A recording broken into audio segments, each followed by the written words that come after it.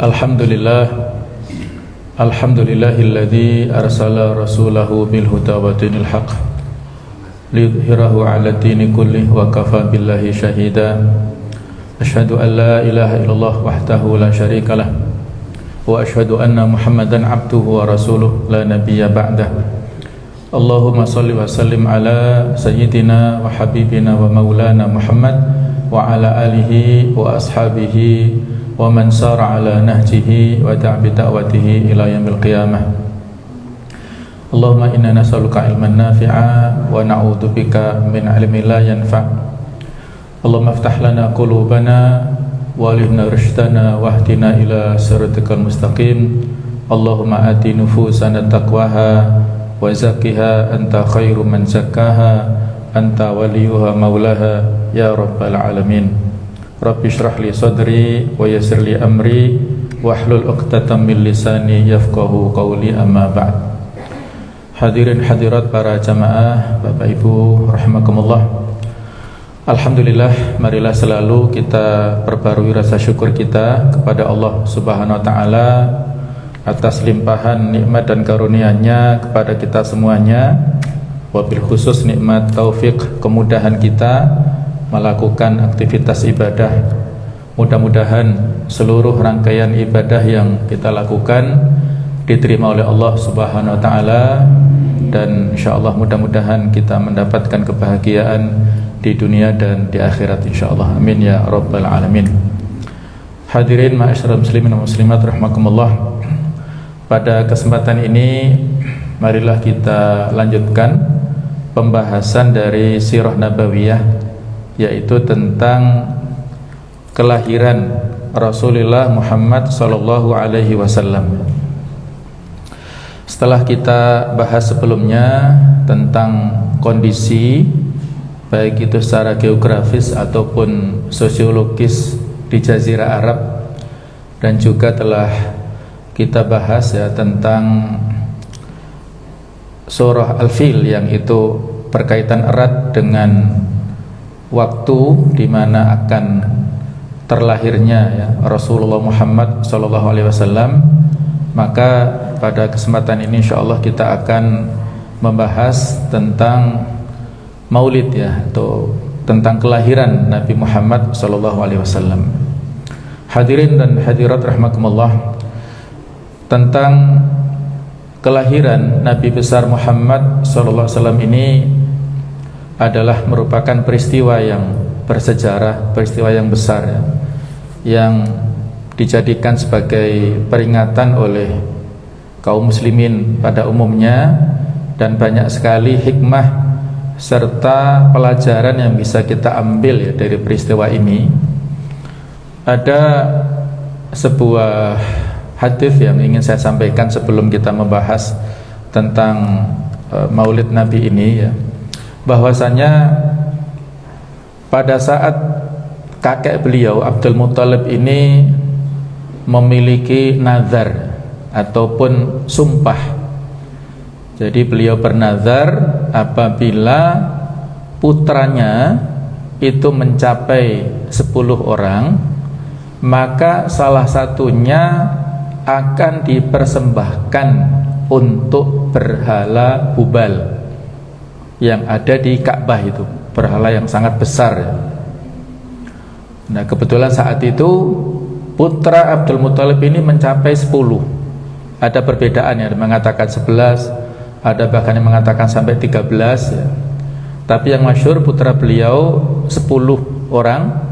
Yang paling tua bernama Al-Harith, yang paling muda bernama Al-Abbas. Nah di antara putra-putra ini ada yang putri ya, putrinya berjumlah kurang lebih 6 ya. Jadi jumlah keluarga besar lah, beliau punya keturunan yang banyak. Nah pada saat itu beliau punya nazar untuk memberikan hadiah atau hibah ya, persembahan kepada berhala Hubal di antara 10 putranya itu. Maka diundilah dari nama-nama putranya itu. Nah ternyata yang keluar itu adalah nama Abdullah, yaitu ayahanda dari Nabi Muhammad SAW. Maka beliau ingin memenuhi nadarnya itu ya. Nadar dalam versi jahiliyah lah ya, karena saat itu sudah ada kebiasaan seperti itu.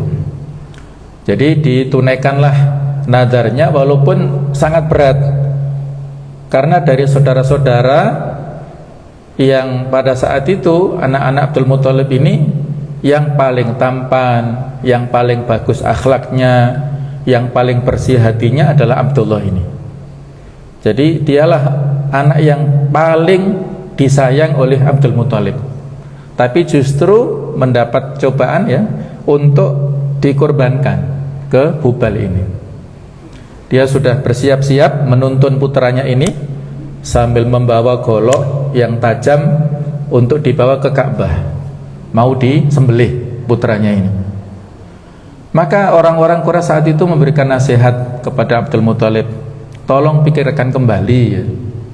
Jangan lakukan ini, nanti akan ya kamu menyesal lah, begini begitulah. Intinya panjang lebar dikasih nasihat, termasuk Abu Thalib juga merasa keberatan karena saudaranya ini mau dikorbankan. Akhirnya disarankan supaya Abdul Muthalib ini konsultasi, bertanya kepada orang pinter lah. Nah, maka saat itu disepakati untuk bertanya ke seorang wanita paranormal. Nah, memang pada masa dulu seperti itu ya, dukun atau paranormal ini dianggap sebagai orang pinter dan dijadikan sebagai rujukan, menjadi konsultan ya kalau bahasa sekarang. Maka bertanyalah kepada paranormal wanita ini dan diberi solusi. Jadi inti solusinya adalah supaya Abdul Muthalib ini melakukan undian lagi dengan anak panah ditulis nama Abdullah dan 10 ekor unta. Ketika diundi terus nama Abdullah masih keluar, itu nanti disuruh untuk mengundi yang berikutnya sampai nama unta-untanya itu keluar. Nah, akhirnya dipenuhilah nasihat ini oleh Abdul Muthalib ya. Jadi beliau mempersiapkan segala sesuatunya untuk melakukan undian.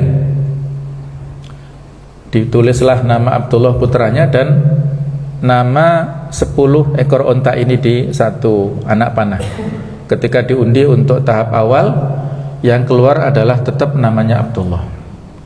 Diundi untuk tahap kedua, yang keluar tetap namanya Abdullah ini. Sampai ke 10 kalinya baru yang keluar adalah nama unta-untanya ini. Jadi setelah itulah baru dihentikan. 10 kali 10 berapa Pak? Ada 100 ya. Jadi saat itulah Abdullah ini terbebas dari penyembelihan dan akhirnya Abdul Muthalib menyembelih sebagai ganti daripada putranya, disembelihlah 100 ekor unta itu. Beliau orang kaya ya. Bisa kita tahu ceritanya pada saat Abraham mau menyerbu Ka'bah, beliau dirampas ya 200 unta oleh pasukan Abraham kan, terus dia meminta kembali ya. Jadi dia orang kaya, akhirnya disembelih 100 ekor unta itu dan dibiarkan siapapun di antara masyarakat yang ingin mengkonsumsi silakan. Nah, jadi diberikan sedekah untuk masyarakat. Memang pada masa itu untuk diat ya atau tebusan pembunuhan nyawa itu awalnya 10 unta. Jadi kalau ada orang yang membunuh seseorang yang lain, maka keluarganya minta tebusan 10 ekor unta.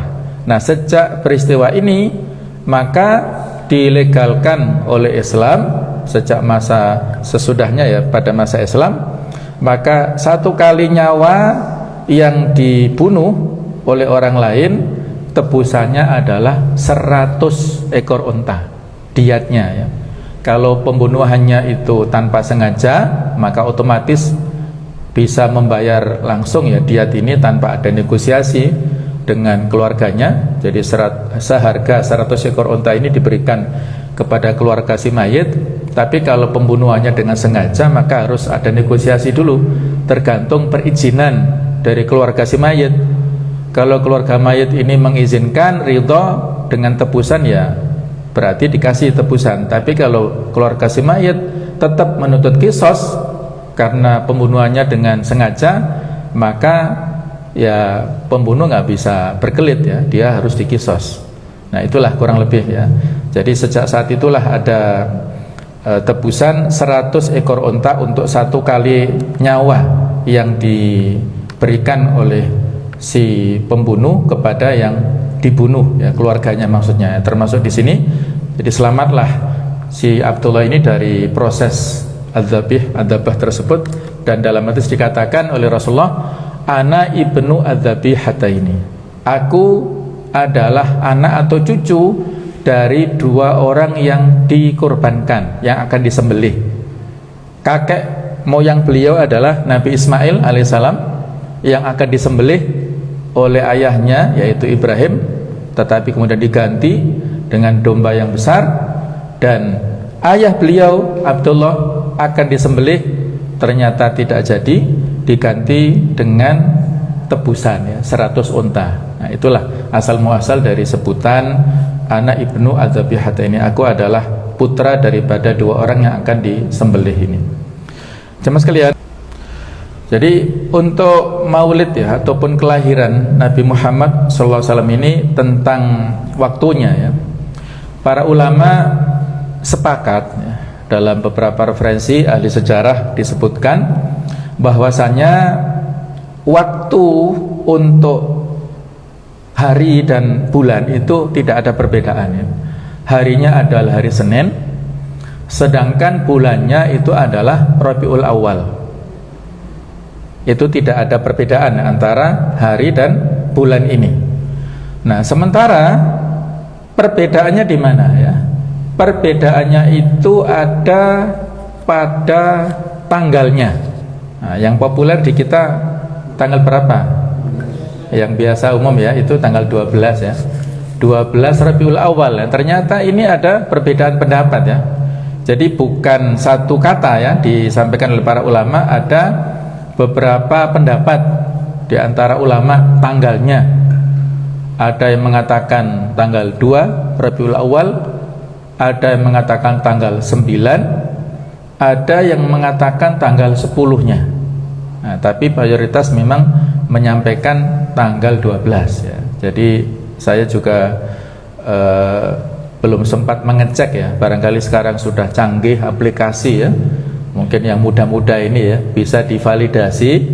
Nggak tahu apa lewat apa ya, aplikasi apa, divalidasi kira-kira hari Senin yang jatuh pada pekan pertama atau pekan kedua Rabiul Awal, itu pada tanggal sekian ya, tahun gajah itu, tahunnya kan tahun gajah, belum ada saat itu angkanya.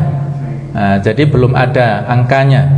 Kalau Masehi ya ada perbedaan tentunya antara 20 atau 21 atau 22. Pada saat itu April nggak salah ya, 571 ya, nanti bisa dicek juga. Nah, validasinya ini mungkin bisa menjadi penguat ya. Jadi mengapa ya? Mengapa Allah Ta'ala memilih bulan Rabiul Awal, bukan bulan-bulan yang lain ya? Kalau barangkali ada mos, saya pinjem, mungkin lah supaya deket-deket sini, biar mos. Kalau ada, ya. Jadi kenapa bulan Rabiul Awal ini ada takwilnya di sebagian ulama ya? Bukan bulan-bulan yang populer, nah, seperti bulan-bulan haram.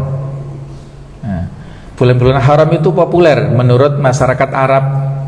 Ada bulan Rajab, kemudian bulan Rabiul Dzulqa'dah ya, Dzulhijjah, dan juga bulan Muharram.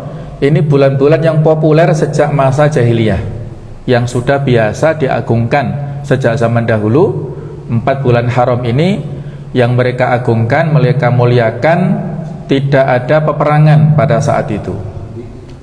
Nah, jadi dipilihlah bulan Rabiul Awal ini ya, yang mana masyarakat pada masa itu tidak memberikan penghormatan khusus kepada bulan Rabiul Awal ini.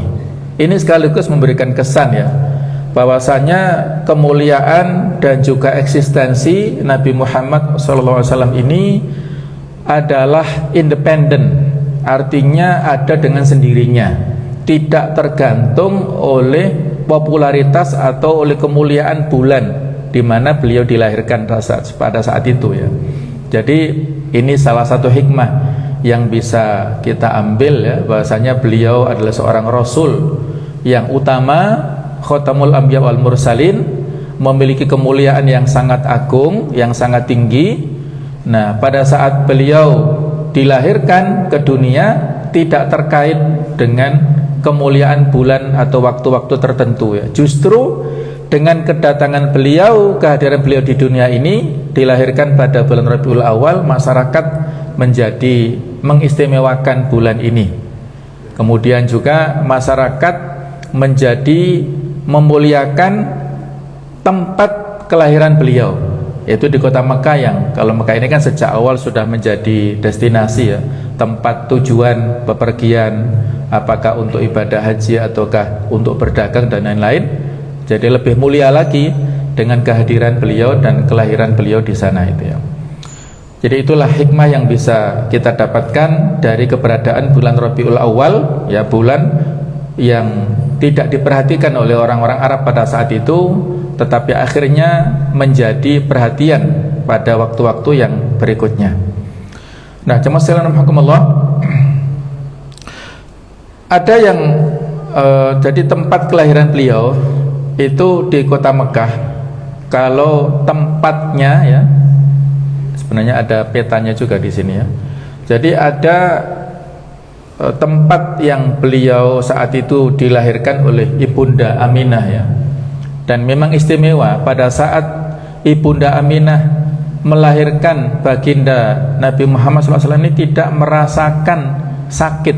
Nah, Allah Ta'ala berfirman di surat Ad-Duha ayat yang ke-6 ya, alam yajidka yatiman fa'awa, bukankah dia dapati engkau wahai Muhammad dalam keadaan yatim lalu engkau dipelihara. Ini sekaligus menjadi peringatan ya bagi kita semuanya ya, bahwasanya posisi seseorang ini tidak tergantung pada kondisi keluarganya. Artinya di sini beliau dilahirkan dalam keadaan yang yatim, kemudian Allah Ta'ala memberikan perlindungan ya. Jadi sudah saya sampaikan tadi, Aminah tidak merasa berat pada saat mengandung Nabi Muhammad SAW. Kemudian saat itu Abdullah berdagang ke Syam, singgah di Madinah dan jatuh sakit. Ada yang mengatakan beliau diutus oleh ayahnya Abdul Muthalib untuk membeli kurma di Madinah, kemudian meninggal di sana ya. Dan ada yang mengatakan bahwasanya wafatnya Abdullah ini yang umumkan pada saat Nabi belum dilahirkan, sehingga beliau dalam keadaan yang yatim. Ada yang mengatakan wafatnya ini setelah usia Nabi itu 2 bulan setelah dilahirkan ya. Allah alam samana kebenarannya ya, barangkali karena perjalanan saat itu kan masih sangat konservatif ya, sangat kuno, sehingga perlu waktu yang lama dari Mekah ke Madinah. Jadi bisa jadi keberangkatannya saat kehamilan tua si Aminah, kemudian pada saat Aminah melahirkan Abdullah memang apakah memang meninggal terlebih dahulu ataukah memang meninggalnya sesudahnya. Yang jelas tidak ada kehadiran Abdullah di samping Aminah pada saat melahirkan itu. Akhirnya Al-Harith sebagai saudara tua Abdullah ini menyusul ya, ke Madinah, dan ternyata di sana Abdullah telah wafat ya. Abdullah bin Abdul Muthalib ini meninggalkan seorang budak yang bernama Ummu Aiman. Nama aslinya itu Barkah, nama aslinya. Kemudian yang umum adalah Ummu Aiman. Dan juga meninggalkan warisan 5 ekor unta serta sekumpulan kambing. Ya relatif tidak terlalu banyak lah ya yang ditinggalkan oleh Abdullah untuk Aminah ini ya. Dan Aminah begitu sangat sedihnya hingga membuat syair ya, untuk mengungkapkan tentang kesedihannya ya, ungkapan-ungkapan yang biasalah sebagai seorang istri ya, yang ditinggalkan wafat oleh suaminya, seorang ibu yang melahirkan ya, putranya yang tentunya dalam keadaan yatim ya. Inilah kesedihan ya secara manusiawi dialami oleh Aminah ini. Ada hikmah dan pelajaran yang bisa kita ambil dari peristiwa ini, bahwa di sana ada tarbiyah ilahiyah sejak beliau dilahirkan ya. Ada pembinaan ya. Tarbiyah artinya pendidikan atau pembinaan secara robbani ya. Allah Ta'ala yang memberikan didikan pada saat beliau sejak dilahirkan ya. Adabani Rabbi fa ahsana ta'dibi ya. Allah telah memberikan didikan dengan sebaik-baiknya kepadaku. Jadi Allah Ta'ala yang mengajarkan Nabi secara langsung, tidak ada campur tangan orang tua di dalam wahyu. Nah, dalam keadaan yatim bukanlah penghambat tercapainya kemuliaan di kemudian hari. Siapapun ya, manusia punya hak untuk sukses, untuk berhasil, walaupun dari didikan keluarga yang tidak utuh, apakah ayahnya ataupun barangkali ibunya yang tidak ada. Tetapi di sini Allah Ta'ala memberikan nikmat kepada beliau, diasuh pada tahap-tahap berikutnya ya oleh ibunya. Setelah wafat ibunya, beliau diasuh oleh kakeknya. Setelah kakeknya wafat, beliau diasuh oleh pamannya ya. Banyak keluarga besar yang memiliki perhatian ya. Dan Nabi pun tetap memiliki keluhuran akhlak sejak kecil. Sudah sejak kecil beliau punya potensi kebaikan. Allah Ta'ala berikutnya memerintahkan kepada Rasulnya dan kepada kita semuanya untuk memuliakan anak yatim kelak. Dan perintah tersebut meresap ke dalam hati beliau karena merasakan langsung kesulitan sebagai anak yatim. Di surat yang sama, fa'ammal yatima fala taqhar. Adapun terhadap anak yatim, maka janganlah kamu berlaku sewenang-wenang. Tidak boleh ya menghardik ataupun berlaku kasar kepada anak yatim, karena ya bagaimanapun juga anak yatim ini memerlukan kasih sayang ya. Walaupun barangkali berkecukupan, tetapi dia memerlukan perhatian, memerlukan kasih sayang daripada orang tua. Kalau orang tuanya sudah wafat ya berarti ada orang tua asuh yang harus memberikan perhatian ya. Juga di surat-surat ayat yang lainnya Allah Ta'ala berfirman, wa atal mala ala hubbihi dzawil qurba wal yatama wal masakin, dan memberikan harta yang dicintainya kepada kerabatnya, anak-anak yatim serta orang-orang miskin. Al-Baqarah 177. Kemudian juga di ayat 20 surat Al-Baqarah, wa yas'alunaka 'anil yatama qul islahul lahum khair, dan mereka bertanya kepadamu tentang anak yatim, katakanlah bahwasanya mengurus urusan mereka secara patut adalah hal yang baik. Apakah mereka yang meninggalkan atau anak yatim ini punya harta warisan banyak ataukah tidak punya, maka mengurus anak yatim ini adalah sesuatu yang baik. Wala ta'kuluha israfa wa bitarun ayakbaru, dan janganlah kamu makan harta anak yatim lebih dari batas kepatutan, dan janganlah kamu tergesa-gesa membelanjakannya sebelum mereka dewasa. Ini khusus bagi para wali ya, orang-orang yang diberikan wewenang untuk mengurus anak-anak yatim ini. Terutama kalau sekarang barangkali ada di panti asuhan ya, maka para bapak asuh, para kakak asuhnya ini memiliki amanah yang berat untuk mengurus anak yatim dengan sejujur-jujurnya. Kemudian Nabi juga memberikan perintah dalam isyarat hadis ini, ana wa kafilul yatim fil jannah hakadha ya. Saya, aku dan orang-orang yang mengasuh atau menyantuni anak yatim di surga seperti ini. Kemudian beliau memberikan isyarat dengan jari telunjuk dan jari tengah seraya sedikit merenggangkannya seperti ini ya. Artinya apa? Berarti beliau dan penyantun anak yatim ini sangat dekat posisinya di surga. Jadi kalau kita ingin bersama-sama dengan Nabi Sallallahu Alaihi Wasallam, maka mari kita berusaha untuk mengasuh. Apakah mengasuh secara langsung? Ada anak yatim ya, hari-hari ini ya beritanya di Palestina, itu kan banyak anak yatim ya. Monggo panjenengan kalau misalnya berniat mengasuh anak-anak Palestina, menghubungi para lembaga yang berwenang, insya Allah ada jalannya ya. Ya, ini anak-anak yang sangat potensial ya. Mereka anak-anak yang pemberani, IQ-nya juga insya Allah di atas rata-rata, akhlaknya mereka juga akhlak yang insya Allah ya terjamin ya. Mereka ini perlu untuk diasuh oleh orang-orang tua yang memiliki kepedulian ya. Monggo, ini barangkali ya peluang ya bagi kita yang punya kemampuan untuk itu ya. Dan Nabi menjanjikan akan bersama-sama dengan pengasuh anak yatim di surga nanti. Nah, hari kelahiran tadi sudah saya sebutkan ya, penguatan yang disepakati oleh para ulama tentang hari Seninnya ini disebutkan dalam sebuah hadis bahwasanya ada seseorang, anna rajulan sa'ala Rasulullah, ada seseorang yang bertanya kepada Nabi sallallahu alaihi wasallam an shaumi yaumil itsnain, tentang puasa pada hari Senin. Faqala, maka beliau menjawab, dzaka yaumun wulidtu fi, hari itu adalah hari aku dilahirkan.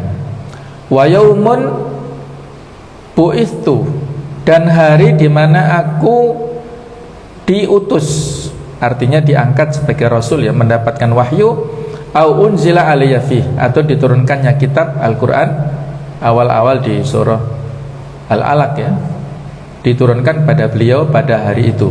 Rawahu Muslim ya. Jadi ini memberikan penguatan bahwasanya hari Senin itu adalah hari di mana beliau dilahirkan. Tetapi apakah ini yang menjadi latar belakang ya, kemudian beliau berpuasa, dan bagaimana hukumnya orang yang berpuasa pada hari kelahirannya? Ini para ulama berbeda pendapat ya. Apakah boleh kita berpuasa secara rutin pada hari kelahiran, bukan pada saat ulang tahun ya, beda di sini ya. Misalnya kalau kita lahir pada hari Rabu, boleh nggak setiap Rabu kita puasa? Nah, ini perbincangannya beda lagi ya. Tidak sesaklek ini kita mengambil kesimpulan. Jadi ada perbincangan-perbincangan di antara para ahli fikih berikutnya. Nah, tentang 12 Rabiul Awal tahun gajah ini menurut pendapat daripada Ibnu Ishaq. Ibnu Ishaq ini adalah seorang sejarawan yang masyhur, yang juga banyak dijadikan sebagai referensi ya pendapat-pendapatnya. Beliau berpendapat ulita Rasulullah SAW yaumal itsnain, Nabi dilahirkan pada hari Senin, lisnataya asyarata lailatan khalat min syahri Rabiul Awal, 12 Rabiul Awal amul fil, jadi pada tahun gajah. Saat itu tidak ada nominal tahunnya, biasanya digunakan peristiwa populer yang terjadi pada tahun itulah dijadikan sebagai label penamaan tahun tersebut, yaitu amul fil, tahun gajah. Nah, pendapat lain tadi saya sampaikan menurut Syekh Safiyur Rahman Al-Mubarakfuri dalam kitab beliau masyhur Ar-Ruhul Makhtum, beliau menyampaikan beberapa pendapat di antara ulama, ada tanggal 2, tanggal 9, tanggal 10 ya. Ini nggak ada masalah ya. Kita nggak perlu membenturkan masing-masing pendapat ini. Kalau tradisi di kita 1 bulan penuh ya, bahkan mungkin lebih kita memperingati ya tentang Maulid Nabi, ini nggak masalah, karena substansinya bukan soal waktu ya atau kelahiran semata-mata, tapi substansinya adalah tentang masalah peringatan dan juga pengambilan pelajaran dari yang diutusnya beliau ya. Jangan sampai ya, sudah kita sampaikan pelajaran atau materi yang cukup panjang tentang bid'ah dan konsep ataupun tradisi keagamaan ya, konsep bid'ah dan tradisi keagamaan ya. Ini jangan sampai kita masih parsial dalam menghadapi persoalan ini ya. Ada flyer pengajian, ini sekedar ilustrasi ya.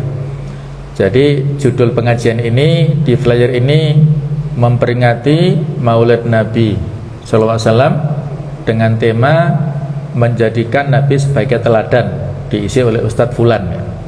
Maka ada kaum muslimin yang mengatakan, wah boleh ini bid'ah ya. Nah, dicoret begini.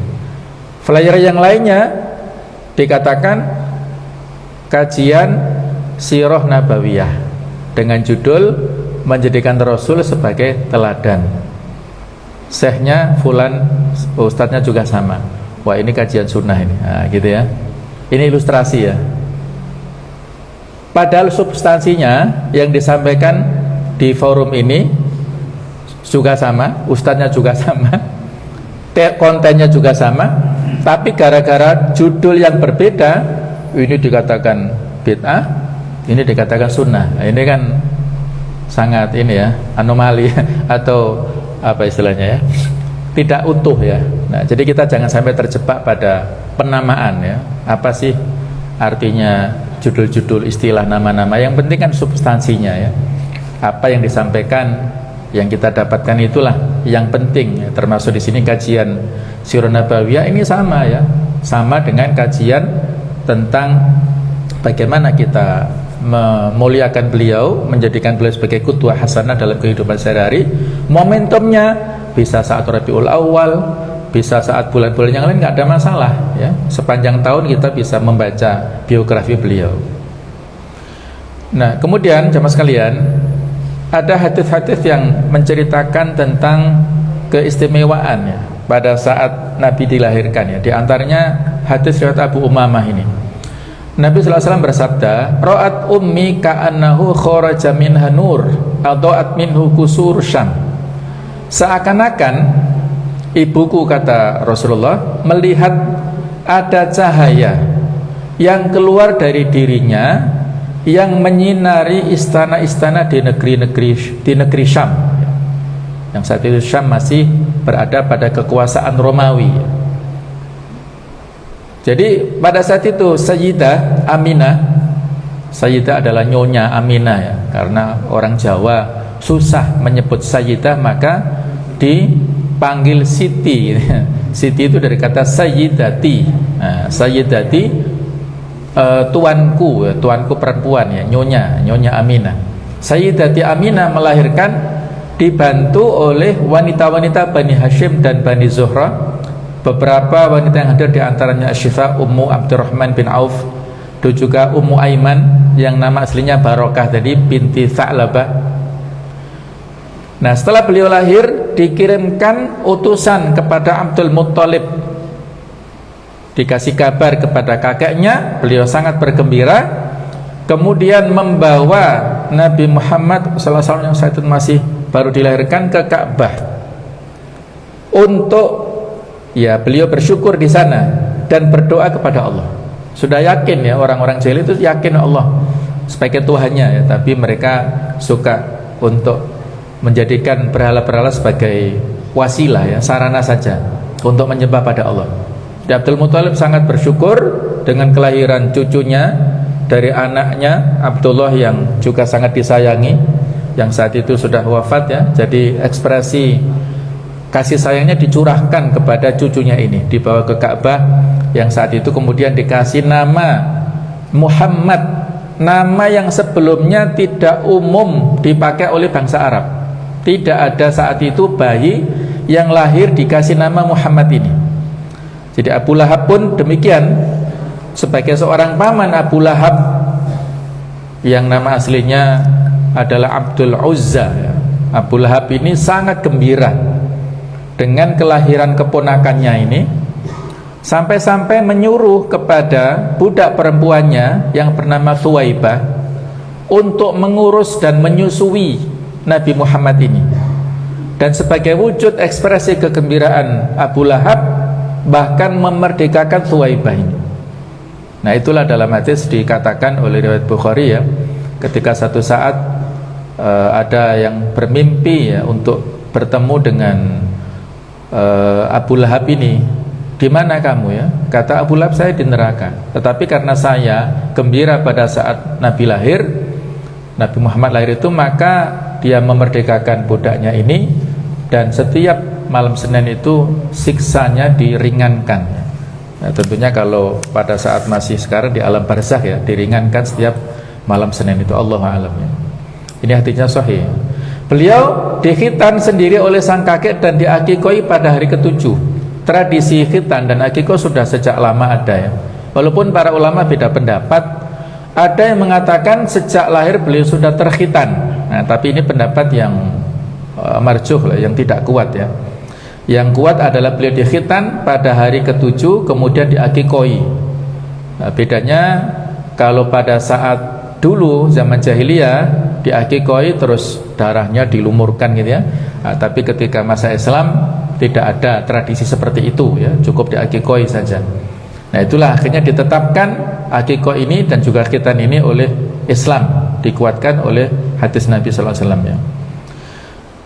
Nah, berikutnya jemaah sekalian, para Bapak Ibu rahimakumullah, inilah yang saya sampaikan tadi, lokasi ya, tempat lokasi rumah kelahiran Nabi Muhammad sallallahu alaihi wasallam pada saat di Mekah. Ini makat Ka'bah dan Masjidil Haram.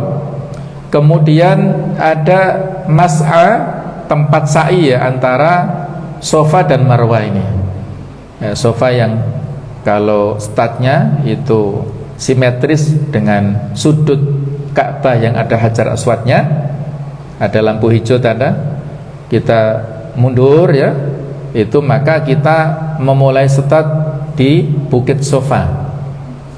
Jadi pada saat itu ya, Bukit Safa ini ya masih belum seperti inilah ya, masih belum, ini kan satu rangkaian dengan Masjidil Haram kalau sekarang.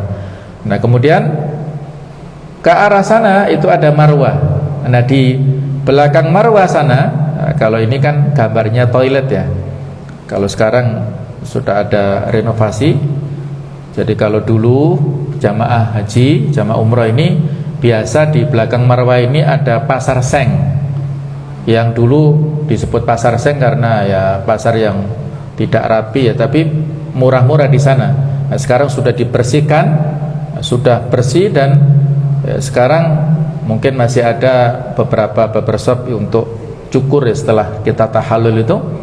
Nah, agak jauh dari Marwah ini ada lokasi rumah yang pada saat itu Nabi dilahirkan di situ.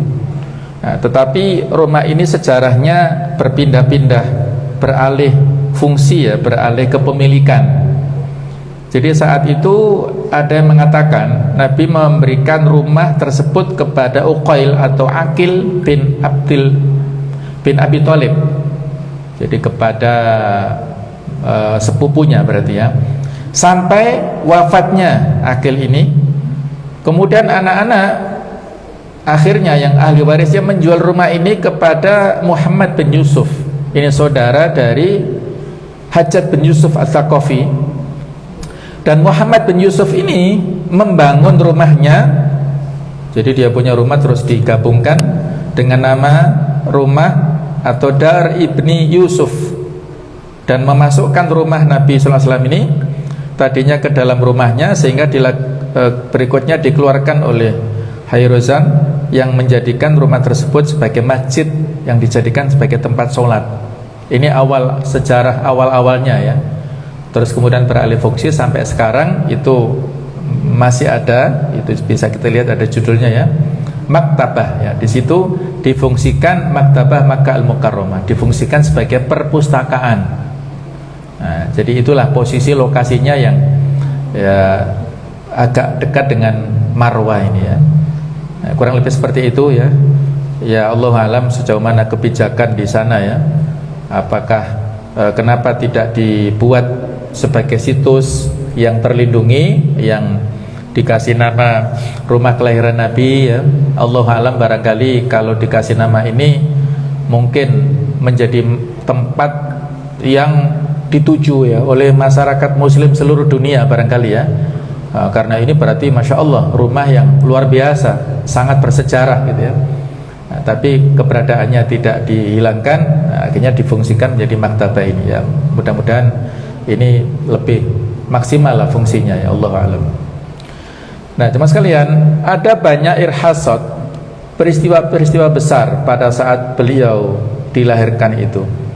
Pada hari tersebut sebagian Yahudi melihat bintang kelahiran Nabi yang dijanjikan. Ada kisah seorang Yahudi di Mekah saat itu ya. Pada hari kelahiran beliau 10 balkon istana Kisra runtuh. Istana Kisra ini, Kisra itu adalah penguasa Persia ya. Itu istilahnya adalah Kisra. Runtuh. Dan di sana api yang disembah oleh orang Majusi padam tiba-tiba. Dan beberapa gereja di sekitar Buhairah runtuh. Ini riwayat daripada Al-Baihaqi. Kemudian disebutkan beberapa pendeta atau rahib mencari bayi yang baru lahir dari rumah ke rumah di Mekah. Ada apa ini? Mereka memiliki pengetahuan sebelumnya ya di dalam kitab-kitab Taurat bahwasanya Nabi akhir zaman ini akan datang di Mekah, di Jazirah Arab ini. Mereka penasaran siapa bayi yang baru lahir ini, diteliti dari rumah ke rumah. Allahu a'lam. Nah, kemudian jamaah sekalian, nama Muhammad ini berasal adalah bentuk isim maf'ul dari fi'il madhi hammada. Yuhammidu, hammada adalah artinya memuji. Sehingga Muhammad itu adalah terpuji ya. Maknanya adalah terpuji, orang yang dipuji. Tasydid ini menunjukkan berulangnya pujian. Jadi bukan Mahmud. Nah, Mahmud ini juga sama, orang yang dipuji. Kalau Mahmud orang dipuji bisa jadi satu atau dua kali saja. Tapi kalau Muhammad ini menunjukkan pujian yang disampaikan secara berulang-ulang. Jadi dipuji secara terus-menerus ya. Kalau dalam bahasa Inggris ada berarti constantly adalah artinya pujiannya itu senantiasa, selalu ya. Kemudian repeatedly itu adalah artinya berkali-kali, dan frequently adalah sering ya. Jadi terus-menerus, waktunya tidak berhenti pada satu kali pujian tapi terus-menerus. Nah, terpuji sejak sebelum bi'tsah, sebelum diangkat menjadi seorang rasul, beliau memiliki sifat as-shadiq al-amin, orang yang jujur dan bisa dipercaya. Sudah sebagian kita ceritakan bagaimana kejujuran Nabi sallallahu alaihi wasallam sejak zaman dahulu. Beliau berinteraksi dengan orang dalam segmen apapun ya. Pernah kita ceritakan bahasanya ketika ada pedagang Yahudi yang titip barang ke beliau, tahu Nabi Muhammad ini saat itu belum jadi nabi ya, Muhammad ini yang terpercaya, dititipkan barang kepada beliau di sudut kota Makkah itu. Kemudian orang ini berdagang terus lupa ya, pulang ke kampung halamannya membutuhkan waktu 3 hari 3 malam. Sampai di kampung halamannya baru ingat, oh ya, saya menitipkan barang ke Muhammad. Maka dia kembali ke Mekah, memerlukan waktu 3 hari 3 malam. Jadi praktis 6 hari 6 malam ya.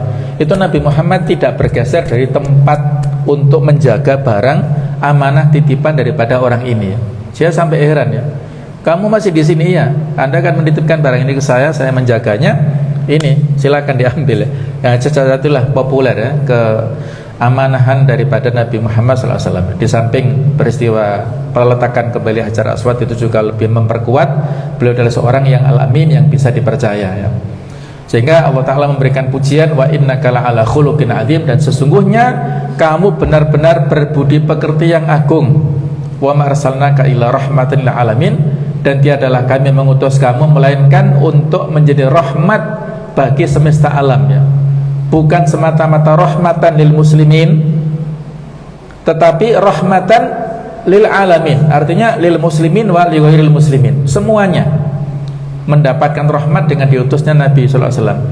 Dan beliau sudah sangat kita kenal bagaimana tingkat toleransinya ya, kepada seluruh masyarakat, baik yang muslim non muslim ya. Bahkan beliau pernah juga punya pembantu yang Yahudi juga pernah ya.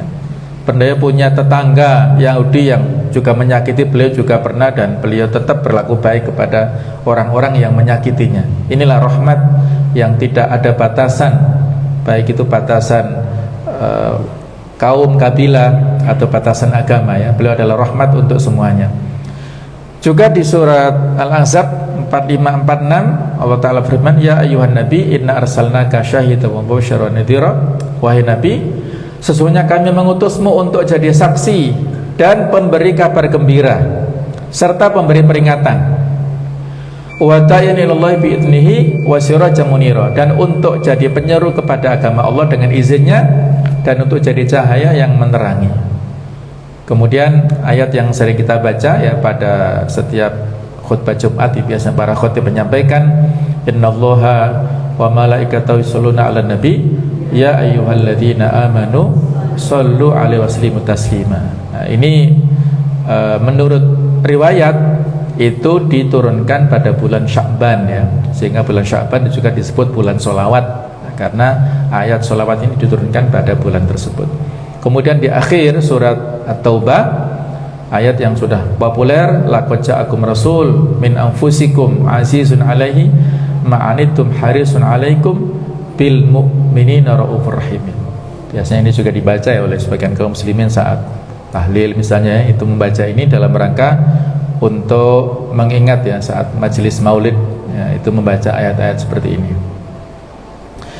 Nah, kalau kita lihat ya, antara tudingan dan keterpujian ya, mungkin ada yang bertanya, bukankah orang-orang kafir Quraisy sering menghina Nabi? Bagaimana kaitannya dengan nama beliau yang berarti terpuji tadi ya? Maka jawabannya justru hal tersebut tidak menambah selain sifat-sifat keterpujian pada diri beliau, dengan kesabaran dan kemuliaan akhlak beliau saat menghadapinya. Justru beliau hadapi ya segala macam pembulian, ejekan dan lain-lain dari orang-orang kafir pada saat itu dengan kesabaran ya, sampai diabadikan di awal surat Al-Qalam ya, Nun wal qalami wa ma yasturun ma anta bi ni'mati rabbika bimajnun wa inna laka la ajran ghairu mamnun wa innaka la ala khuluqin azim. Nun, demi kalam dan apa yang mereka tulis, berkat nikmat Tuhanmu kamu Muhammad sekali-kali bukanlah orang gila, dan sesungguhnya bagi kamu benar-benar pahala yang besar yang tidak putus-putusnya, dan sesungguhnya kamu benar-benar berbudi pekerti yang agung ya. Nah, adapun beberapa nama dan kunyah ya, kunyah itu adalah nama yang diawali oleh kata-kata abu atau ummu atau ibnu, itu namanya kunyah. Nah, orang Arab ini biasa ya, di samping punya ism itu nama lahir ya, juga ada kunyah, ada juga lakob, nama gelar. Nah, jadi 3 nama, satu orang punya 3 nama ini. Nabi Muhammad ini satu saat beliau dinamakan ya, di sini cerita dari Abu Musa al-Asy'ari, sammalana Rasulullah sallallahu alaihi wasallam nafsahu asma minha ma hafidnahu wa minha ma lam yukhfat ya. Nabi menamakan diri beliau kepada kami, di antara nama-nama itu ada yang kami hafal dan ada pula yang kami tidak hafal. Beliau bersabda, ana Muhammad, aku adalah Muhammad, wa ana Ahmad, dan aku adalah Ahmad, nama lain beliau di surat As-Saff juga disebutkan. Kemudian nama lain beliau adalah wal muqaffi. Beliau adalah al-muqaffi, itu adalah bermakna al-aqib, yaitu penutup, tidak ada nabi sesudah beliau. Wal hasyir, beliau juga artinya adalah yang mengumpulkan, artinya orang yang mana orang-orang berkumpul di belakang beliau, banyak yang mengikuti agama beliau.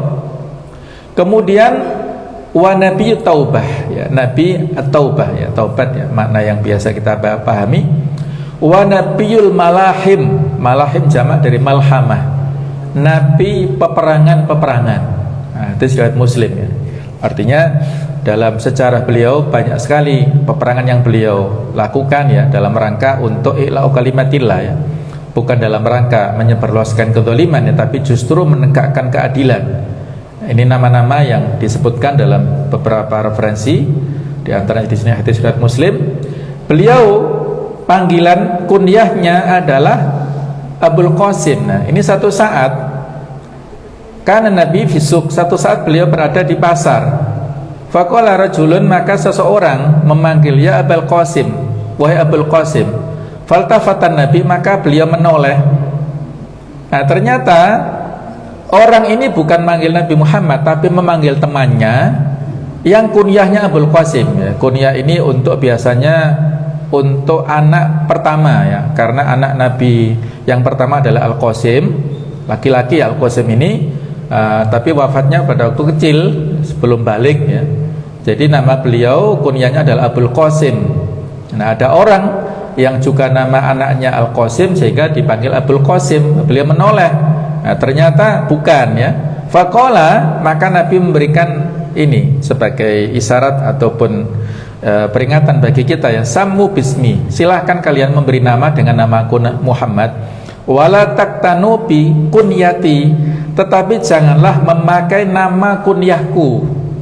Nah, jadi ini ada isyarat untuk dibolehkan bayi diberi nama Muhammad, tetapi tidak boleh memanggil dengan kunyah seperti kunyah beliau. Hadis riwayat Bukhari ya. Nah, sehingga disinilah menimbulkan perbedaan pendapat di antara ulama ya. Bagaimana hukumnya memberi kunyah kepada seseorang dengan kunyah seperti Nabi Muhammad, yaitu Abul Qasim ini. Menurut mazhab Syafi'i dan Az-Zahiri itu hukumnya tidak boleh, seperti zahir daripada hadis ini. Sedangkan menurut jumhur salaf dan dari mazhab Maliki boleh, karena hadis ini mansukh atau terhapus, terrevisi ya. Dan buktinya banyak kunyah pada zaman ulama salaf dulu juga banyak orang yang memiliki kunyah Abul Qasim ini pada zaman salaf ya. Sedangkan yang ketiga mazhab Ibnu Jarir hukumnya makruh. Yang keempat, sebagian ulama salaf ini mereka melarang kunyah yang bernama untuk orang yang memang nama aslinya Muhammad ataupun Ahmad, terus kunyahnya Abul Qasim, jadi persis seperti Nabi ini yang dilarang. Ini menurut sebagian pendapat ulama salaf. Sedangkan sebagian orang-orang Ansor ini melarang memberi nama anak pertama dengan nama Al-Qasim, supaya nanti dia tidak dipanggil dengan Abul Qasim. Ini menurut orang-orang Ansor yang ada di Madinah ya saat itu. Dan menurut Umar bin Khattab, kita dilarang memberi nama seseorang dengan nama Muhammad. Ada orang-orang tertentu hanya sekedar Muhammad ya, tidak ada Muhammad Fulan atau Ahmad Muhammad, bukan ya, tapi Muhammad saja ada, Muhammad tok istilahnya, nggak ada kelanjutannya. Nah, menurut Umar bin Khattab itu tidak boleh. Apa alasannya? Khawatir jangan-jangan orang yang bernama Muhammad ini misalnya, mohon maaf ya, ahlul maksiat misalnya ya, namanya Muhammad tapi tukang judi misalnya lah ya, berarti kan ini melecehkan nama Nabi Muhammad ya, gitu loh maksudnya Umar ini ya. Jadi dia namanya Muhammad tapi suka melakukan kemaksiatan, sehingga orang-orang menghina, mencacinya, memojokkannya, ini mencoreng nama besar Nabi Muhammad. Itu pendapat daripada Umar bin Khattab. Allah a'lam bishawab ya. Insyaallah itu yang bisa kita sampaikan ya pada kesempatan ini. Semoga ada manfaatnya. Mudah-mudahan ini menambah kecintaan kita kepada baginda Nabi sallallahu alaihi wasallam ya. Kita tahu ya tentang latar belakang kelahiran beliau, dan juga kita tahu tentang masa kecil nantinya, juga masa bagaimana beliau berinteraksi ya dengan masyarakat dan seterusnya. Mudah-mudahan bisa menginspirasi kepada kita semuanya. Mohon maaf atas segala kekhilafan. Subhanakallahumma bihamdik, asyhadu an la ilaha illa anta, astaghfiruka wa atubu ilaik. Wassalamualaikum warahmatullahi wabarakatuh.